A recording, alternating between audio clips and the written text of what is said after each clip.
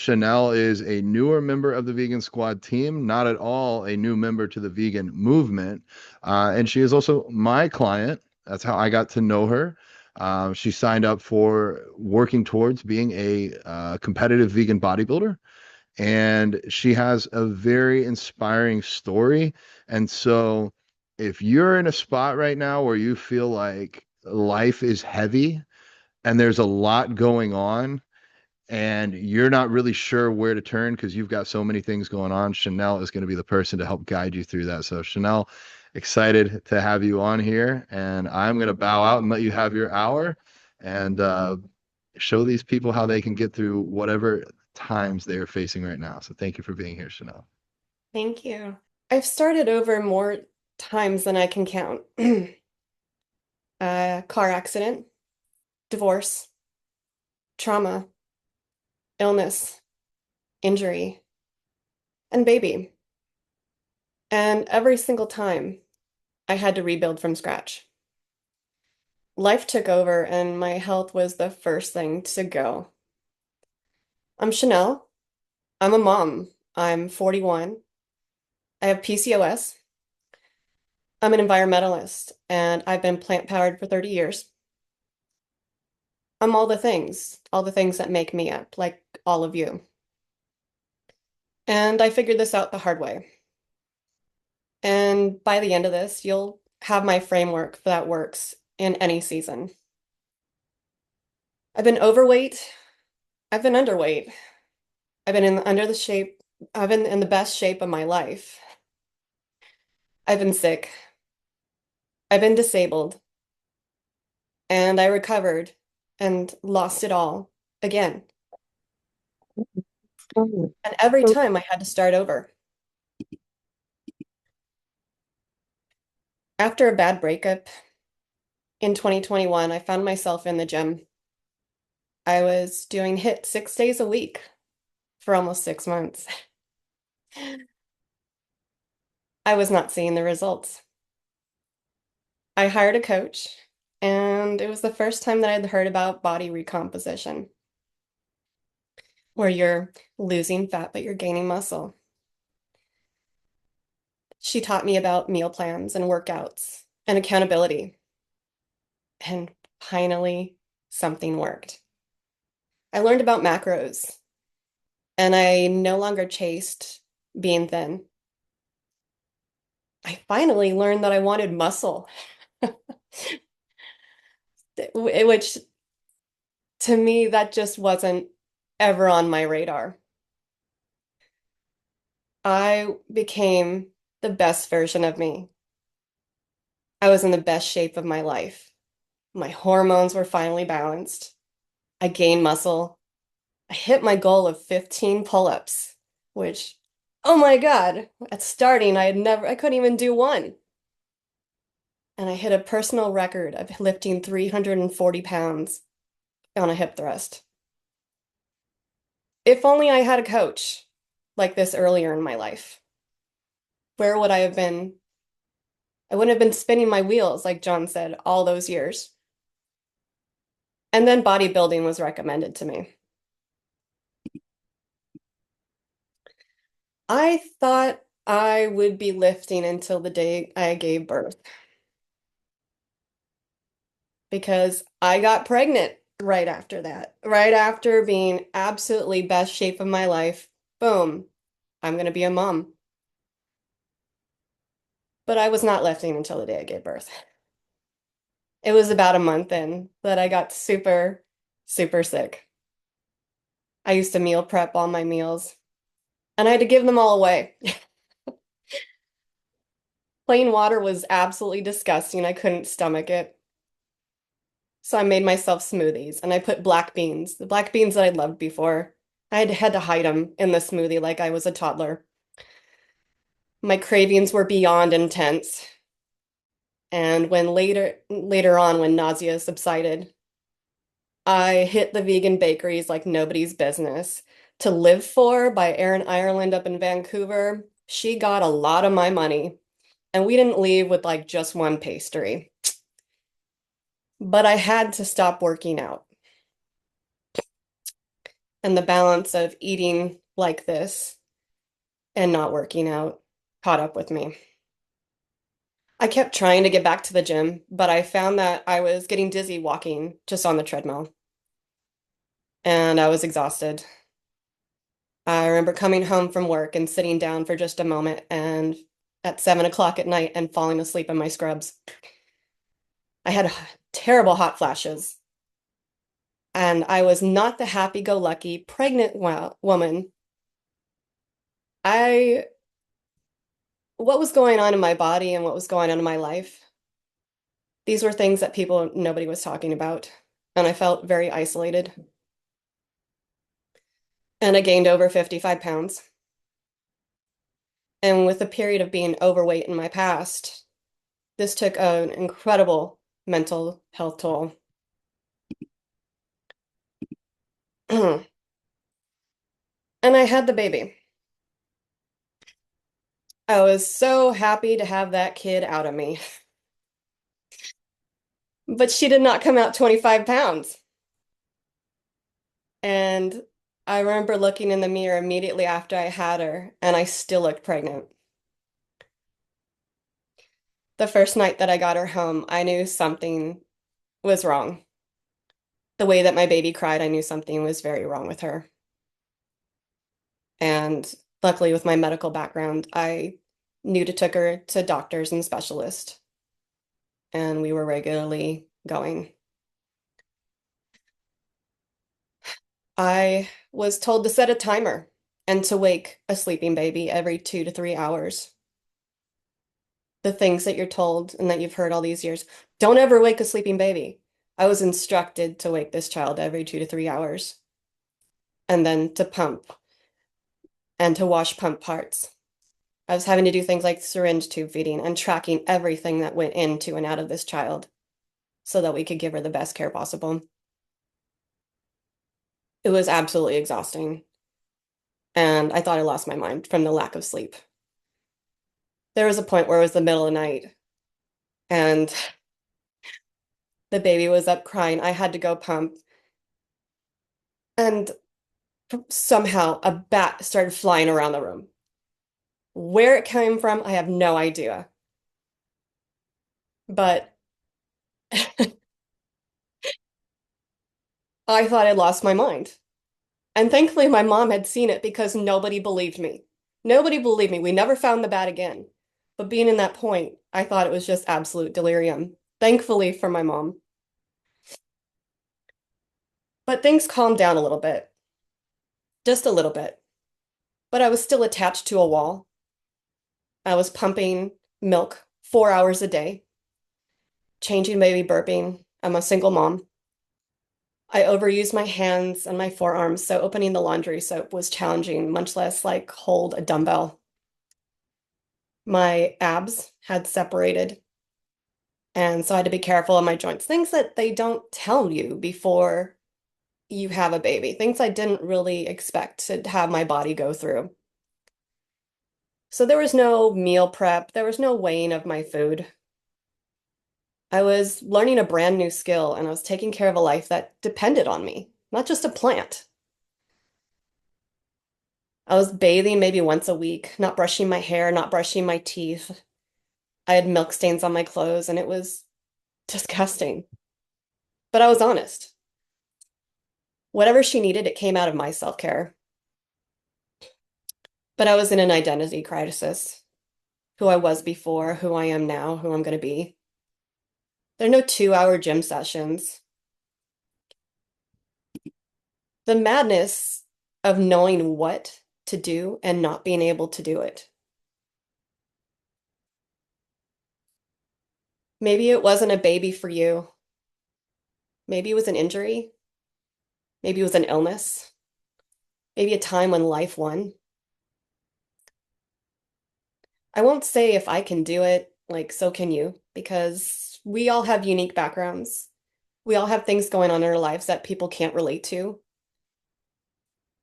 We keep waiting for life to slow down before we take care of ourselves. But life is not going to slow down and give you a perfect schedule. This is the life, and you can work with it as is.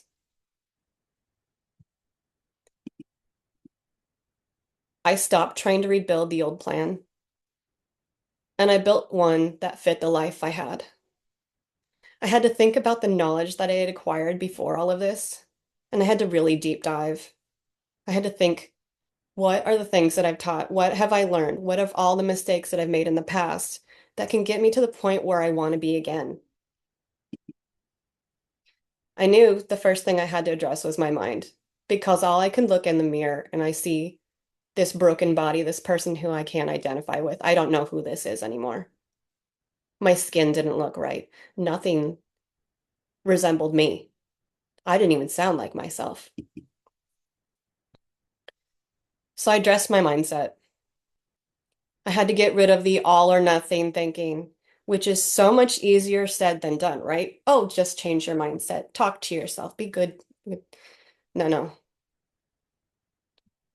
I had to stop comparing my old way. I had to stop comparing myself to myself, and I had to stop comparing myself to others. Well, they did it, so I can do it. No, no, no. What's going to work for you? I had to ask myself, what can I do? Practical. What can I actually do? I don't know if you're somebody like me who I tend to take on a lot of stuff. I want to do the activism. I want to do this. I want to help out the sanctuaries. I want to help with the bake sales. I want to do this for my child. I want to do it for me. I did try going out and do street activism with my child, but it left me completely depleted. So I had to prioritize progress over perfection. If I did 2 workouts that week, that is the best I had in me. If I prioritized myself for a few minutes a day, that was the best I could do. If I did something like brush my teeth, I had to pat myself on back and say, you did this. You did this for yourself.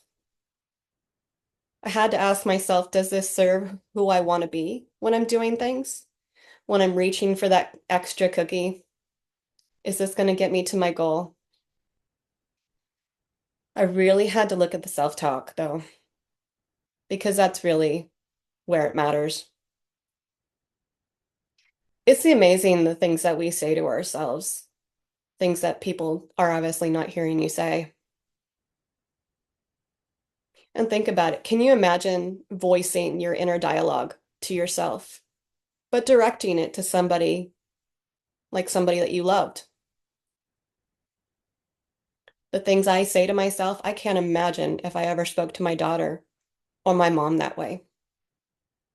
Mm-mm. So why would I say that to myself?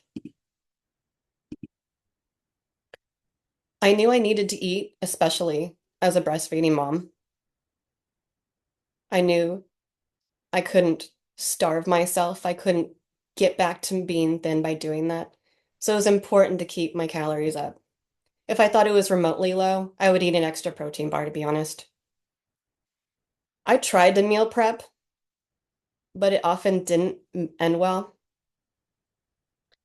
Setting aside 2 to 3 hours for a single day to meal prep like I used to usually ended with me sitting on the floor of the kitchen in tears. And the people around me could attest to that. It was awful. They could not understand, why are you crying about this? Because it wasn't perfect. I didn't calculate that right. I don't know what to do with the rest of the bell peppers. I don't want this to go to waste. So I relied on what I knew. And I knew I needed to avoid oils. I won't say cut out oils. I won't say anything's bad because everything has its place, right? But I knew I needed to limit it because if I wasn't going to measure it, I was going to have to keep an eye on it. I knew I needed to eat more whole foods. I knew I needed to pay attention to portion sizes. So, not 3 cups of pasta for the night and a little bit of veggies. I needed to flip that. I needed to eat with intention when possible because as I'm running around as a crazy mom, I often ate foods that were cold. You have to eat when you can. So sometimes there is no intention involved. You're just shoving it in your mouth. I often ate date smoothies. I often ate things like rice and quinoa with soy curls and veggies just because I knew those were going to be the best nutrients for me. That's what I was used to. I could rely on lots of fruits and veggies and power bars. I won't say those are always the healthiest for you, but that's what I needed to do for myself to really get in the calories. And I ate lots of cookies. I will totally admit that. I ate lots of cookies. There was no bad foods, just better choices. I like to keep healthier snacks in the house because if you have healthier snacks in the house, you don't have run the risk of it's 9 o'clock at night, let's go searching for the cookies. And am I going to eat the bag of cookies? Am I going to eat the bag of chips? Most likely that whole thing will be polished off because that's what I grew up doing. And the most underrated is hydration. For me, I have struggled with my hydration so much of my life. We grew up drinking juice. So drinking water, I I will yeah, John, I can already tell that John would be shaking his head at this because I can feel my face growing hot when he's mentioned who in the hell doesn't drink water? Yeah, me. So I've put things like lemon into my water to force that into myself because it is essential. And I stress that word so much. It is essential. And as a former medical professional, account, I can attest to the fact that people, like 70% of the population does not drink enough. And if I'm training, you need to be drinking your hydration. You need to be hydrating, drinking your water. You know what I mean. In terms of movement, I had to rethink my daily movement because I was often sitting on the couch. I was stuck to the wall. And not being having been a mom before, I didn't know what that meant with pumping, and it's probably foreign to so many people, even to my mom, who didn't have to go through a lot of what I went through. So rethinking my daily movement meant I went on things like daily walks. I put the baby in a stroller or attached her to me, and off we went. Some days more than once if she had colic, and so sometimes to calm her down I'd put her on me just to quiet her, and off we went. It was soothing to me just to even step outside. I knew that I needed to get 8 to 10,000 steps for me because that's what I was used to. It can be different from everybody, but I just knew that was a good goal. I had to keep it loose though. I had to get creative with my movement. So I did things like parking in the back. I had to park away from the entrances. I had to get in more steps that way. I had to take things like the stairs. I couldn't always think of things outside of walking or getting on the treadmill or elliptical or biking to that extent. So it was very challenging when you're in that frame to think, what can I actually do myself for myself? And so I've actually compiled a PDF that has over 100 different creative ways, like dance parties and things like that with my daughter, that if you reach out to me, I can send to you just to get way to get in movement that isn't one of those boring things. You can think of things that can just make you a little more creative. I also had to identify things in my lifestyle. I knew that was going to be very important. I had to identify the biggest stress points. I had to reduce friction points because when my stress is up, I knew my cortisol was going to be up. I had to prioritize my rest and my sleep because again, that's something that's very underrated when you're trying to lose fat. And I knew I needed to reduce and manage my stress. Now, I don't say get rid of stress because as somebody like myself, I feel like that's a pipe dream. Stress isn't just gone. So, but we have to find ways that we adapt or manage how we react. I find that breathing and meditating or doing something as talking to a counselor, talking to a friend, doing something nice for yourself, something like self-care. You can do something like watch a movie, eating that treat, messaging that, returning that text to a friend, taking that time for yourself. Doing all these things, taking all these pieces that I'd learned and reframing it for the lifestyle that I had. I lost 50 pounds this way. And I didn't get here doing more. I got here doing what I could do and refusing to quit.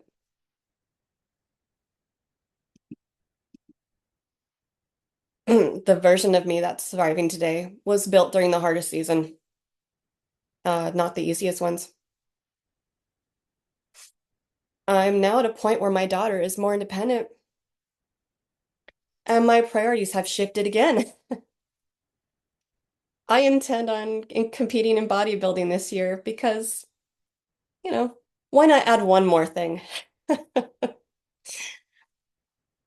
And working out from home is still a challenge. I'm not perfect. And my daughter wants to be regularly part of what I'm doing. And she makes a regular appearance in my form videos to my coach.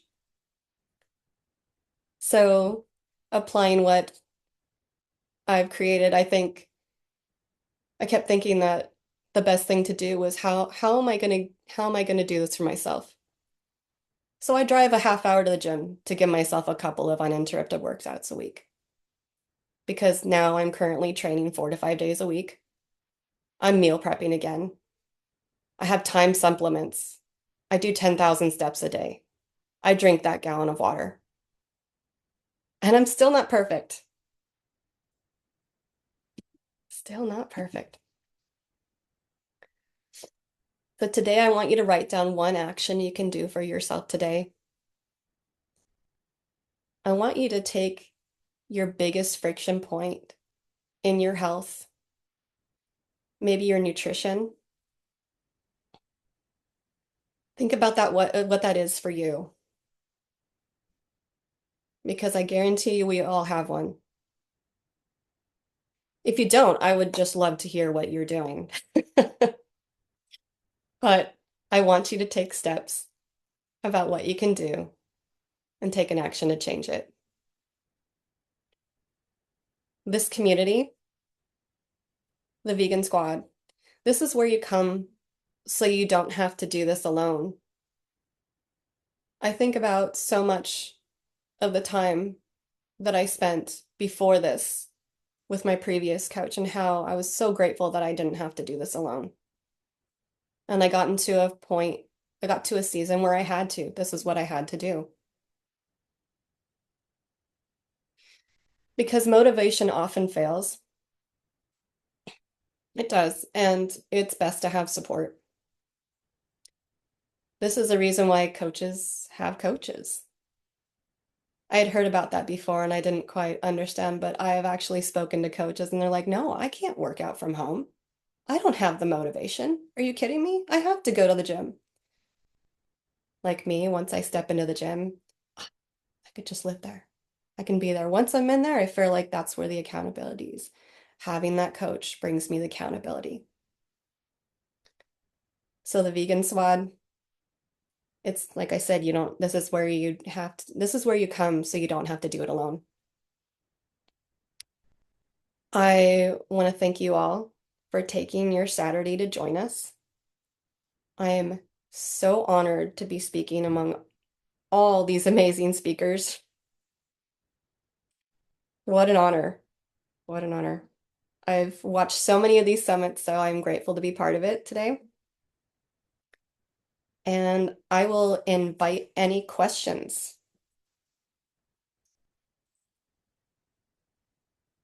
Oh, thank you. Oh yeah, being hydrated. Yeah, it's so terrible. It's rough. It messes with your brain, your dizziness. It's terrible. That's probably why I was getting dizzy on the treadmill because I was struggling to get in the water. Oh, oh, thank you. Oh, thank you. So many nice words. Thank you, everybody.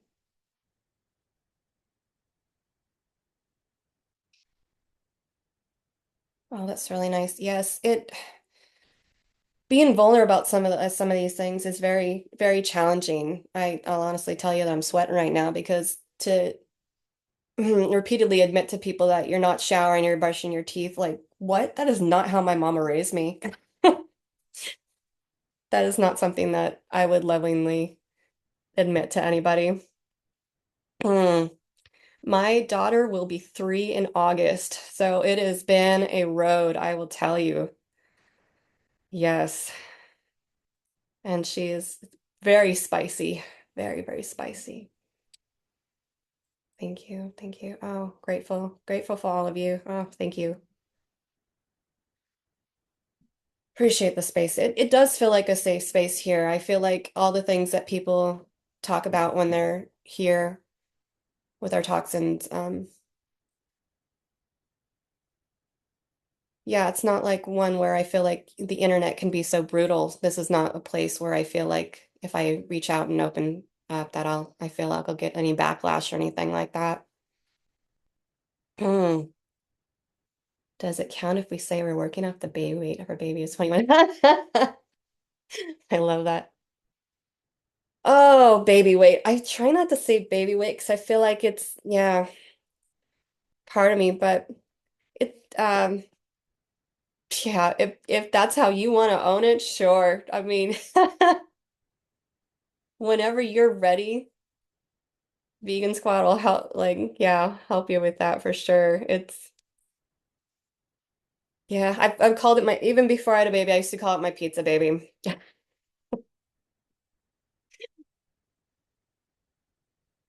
A little insight into some of my favorite moving activities from my guide. Yes. Oh, something that is on repeat is a dancing party. My mom is big on music, so she is big on oh, on things like Pearl Jam and Soundgarden and stuff like that. So she likes to crank it up, and that was something we did for her birthday is she wanted a dance party. So we do stuff like that and doing air squats in the shower. Careful when you're I wouldn't do jumping squats or anything like that in there, but gardening, mowing the yard counts. You'd be surprised how many times things like running around the yard or chasing around your kid, playing tag. Uh, I I live in a cold climate, so and it gets wet here in Washington. Um, lived all over the country, but man, I struggle to get in my steps here, so I finally broke down and I cashed out some of my credit card points and I got a walking pad so that when I'm Singing and on acting. Zoom calls, I And then can I actually have do that. a separate We do, oh gosh, another big thing is we do laps around the kitchen. My kid loves running around the kitchen, and so yeah, we would. That's actually one night we spent a half an hour seriously doing just lap after lap after lap. It got me in like 3,000 steps. Yeah. Oh, dancing. Yes, dancing. Ah, makes you sad you can no longer dance. I can't really dance, so I just kind of stand and shake, I'll be honest. So the dance party kind of consists of me doing that. Nothing beautiful, Miriam. But sometimes even just spinning in circles and things like that. I don't know, just getting creative, just think about some of the things that you do that, I don't know, maybe you wouldn't realize would be helpful. Let's see.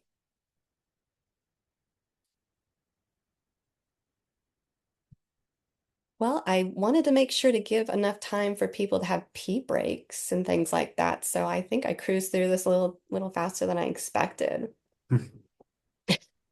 Yeah, thank you so much, Janelle. It was awesome to learn more about you and your story and just very relatable. And I appreciate you sharing all of your tips and just it was cool to see how you continue to pick yourself up and just, reach out for support and also continue to put yourself back on the path. I know it can be really difficult to get going again after like a period, like a break period, but I'm really proud of you for continuing to, come back to how you're going to care for yourself and showing up for yourself in that way and transforming your physique and your mindset and just being an awesome person and an awesome mom. So thank you. Well, thank you.